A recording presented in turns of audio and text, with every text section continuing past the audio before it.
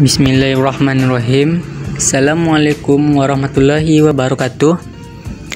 Baiklah, kami dari kelompok 5 mata kuliah hukum perikatan akan membacakan materi kita, yaitu tentang ketentuan dalam hukum perikatan. Yang beranggotakan yang pertama, saya Sultan Bima dengan NIM 1930202064 dan Sylvia Oktarina dengan NIM 1930202061 dan Yusi Putri dengan NIM 1930202073. Baiklah, langsung saja. Yang pertama yaitu adalah keadaan memaksa. Pengertian keadaan memaksa. Istilah keadaan memaksa berasal dari bahasa Inggris, yaitu force majeure, sedangkan dalam bahasa Belanda disebut dengan overmatch. Keadaan memaksa adalah suatu keadaan ketika debitur tidak dapat melakukan prestasinya kepada yang disebabkan adanya kejadian yang berada di luar kekuasaannya, seperti gempa bumi, banjir, tanah longsor, dan lain-lain. Menurut Profesor Dr. R. Wirjono Projidokoro, SH, keadaan memaksa dalam hukum adalah keadaan yang menyebabkan bahwa suatu hak atau suatu kewajiban dalam suatu perhubungan hukum tidak dapat dilaksanakan. Dasar hukum keadaan memaksa. Ketentuan tentang keadaan memaksa diatur dalam pasal 1244 sampai 1245 KUH Perdata. Pasal 1244 KUH Perdata berbunyi, jika ada alasan untuk itu, si berutang harus dihukum dengan mengganti biaya rugi dan biaya apabila ia tidak dapat membuktikan bahwa hal tidak atau tidak pada waktu yang tepat dilaksanakan perikatan itu disebabkan suatu hal yang tak terduga pun tak dapat dipertanggungjawabkan padanya. Kesemuanya itu pun jika itikat buruk tidaklah ada pada pihaknya. Selanjutnya, pasal 1245 KUH Perdata berbunyi, tidaklah biaya rugi dan bunga harus digantinya, apalagi di lantaran keadaan memaksa atau lantaran suatu kejadian tak disengaja. Si berutang beralangan memberikan atau berbuat suatu yang diwajibkan, atau lantaran hal-hal yang sama telah melakukan perbuatan yang terlarang. Teori-teori keadaan memaksa. Yang pertama, teori ketidakmungkinan. Teori ini berpendapat bahwa keadaan memaksa adalah suatu keadaan tidak mungkin melakukan pemenuhan prestasi yang diperjanjikan. Ketidakmungkinan dapat dibedakan menjadi dua macam, yaitu ketidakmungkinan absolut atau objektif, yaitu suatu ketidakmungkinan yang sama sekali dari debitur untuk melakukan prestasinya pada kreditur. Ketidakmungkinan relatif atau ketidakmungkinan subjektif, yaitu suatu ketidakmungkinan relatif dari debitur untuk memenuhi prestasinya. Yang kedua, teori penghapusan atau penyadaraan kesalahan. Teori ini berarti dengan adanya overmatch terhapuslah kesalahan debitur atau overmatch penyadaraan kesalahan. Macam-macam keadaan memaksa. 1. Keadaan memaksa absolut. Keadaan memaksa absolut adalah suatu keadaan di mana debitur sama sekali tidak dapat memenuhi perutangannya kepada kreditur.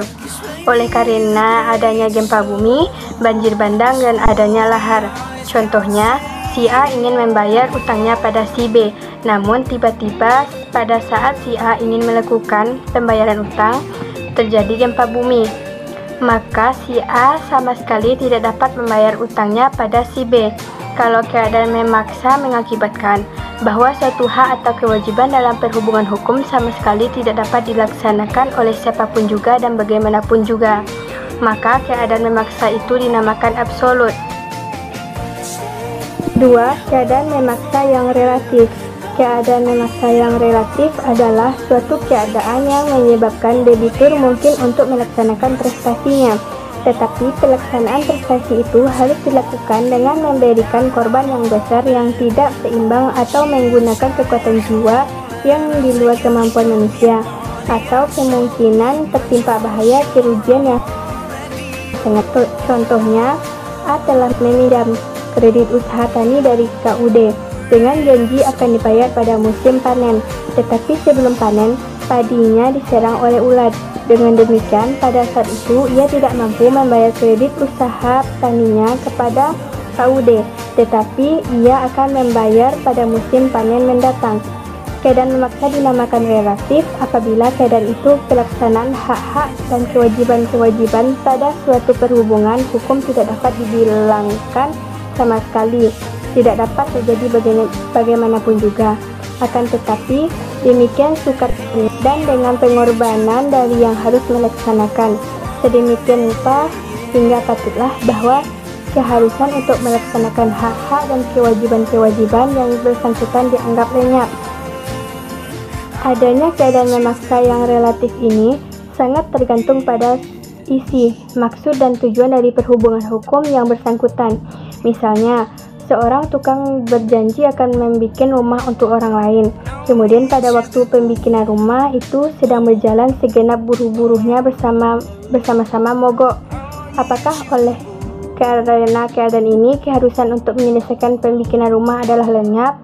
Kalau dapat dikatakan bahwa tukang pembikin rumah harus memperkerjakan lain-lain buruh, bagaimanapun mahalnya upah buruh-buruh itu, maka dalam hal ini boleh dikatakan tidak ada keadaan memaksa. Akan tetapi, kalau berhubungan dengan isi, maksud dan tujuan dari persetujuan antara kedua belah pihak, dapat dikatakan bahwa pengorbanan yang sedemikian besarnya tidak patut dibebankan kepada si tukang pemikir rumah. Maka kini boleh dikatakan bahwa adalah keadaan memaksa. Kalau terjadinya keadaan memaksa dapat dikira-kirakan oleh siapapun juga secara objektif dan tidak dapat dihindarkan dengan usaha apapun juga, maka dapat dikatakan bahwa dari pihak yang berkewajiban itu sama sekali tidak ada kesalahan dan seharusnya ia dibebaskan sama sekali dari pertanggungjawaban. Sebaliknya, kalau keadaan memaksa itu secara objektif dapat dikira-kiranya lebih dahulu untuk menjaga seberapa boleh jangan sampai keadaan memaksa itu terjadi, maka dapatlah si berwajib itu bertanggung jawabkan. Misalnya, suatu perusahaan mengangkut barang-barang berjanji akan mengangkut barang-barang dari suatu kota ke kota dan sudah diketahui oleh umum bahwa perjalanan antara dua kota itu sudah beberapa kali terjadi perampokan atas barang-barang angkutan, maka patutlah apabila si pengangkut barang itu seberapa boleh berusaha untuk menghindarkan perampokan itu. Misalnya mengadakan pengawalan yang bersenjata api. Kalau usaha ini sama sekali tidak dilakukan, maka kalau kemudian betul perampokan atas barang-barang yang diangkut itu, si pengangkut dapatlah dipertanggungjawabkan atas keadaan memaksa yang menyebabkan barang-barang itu tidak sampai di tempat yang dimaksudkan. Akibat keadaan memaksa. 1. Akibat keadaan memaksa absolut. Debitur tidak perlu membayar ganti rugi. Dalam pasal 1244 KUH Perdata, kreditur tidak berhak atas pemenuhan prestasi, tetapi sekaligus demi hukum bebas dari kewajibannya untuk menyerahkan kontra prestasi kecuali yang disebut dalam pasal 1460 KUH Perdata.